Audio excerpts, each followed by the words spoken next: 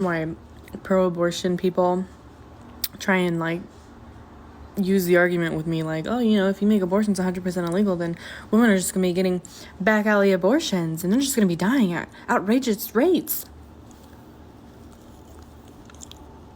Like, I'm supposed to care or something. That's crazy. So a young Hispanic woman who is celebrating abortion bans. Okay. The California Eugenics Program. Go Google that. 1909 to like 1979. If they still have it on Google, because, darling, I hate to tell you, conservatives have tainted that stuff. You probably know this. Anyways, this is in California, and what they did was forcibly sterilize poor, immigrant, marginalized women, often without their own knowledge after they gave birth. Then there's the Madrigal case, also in California, where they sterilized 10 Hispanic women because they didn't understand what they were signing.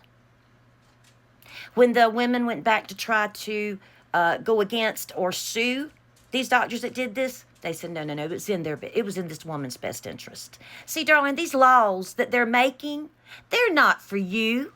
They're not in your best interest. Okay, and then we have Puerto Rico's mass sterilization program. That was the 30s through the 70s, okay? And 35% Puerto Rican women were sterilized. Childbearing age Puerto Rican women were sterilized to help fight poverty.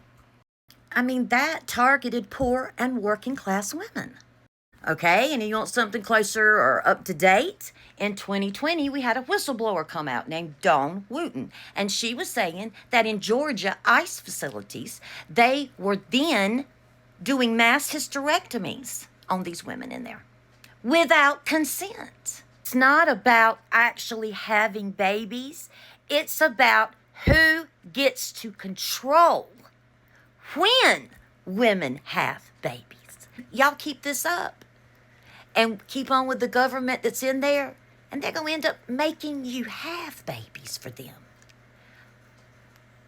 How's that? How's that going to be? And essentially what you are doing is you're standing up for a system that does not even want you here. You realize that? They don't even want you here.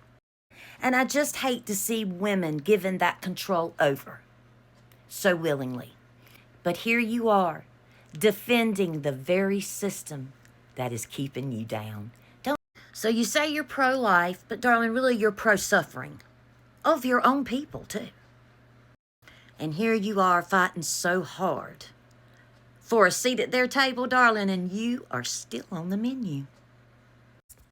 Your so-called pro-life stance does nothing but echo the brutal history of Hispanic women in this country and the systematic stripping away of their rights.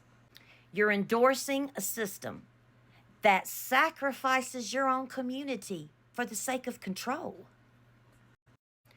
And when it comes to real human lives, you are nothing but a pawn.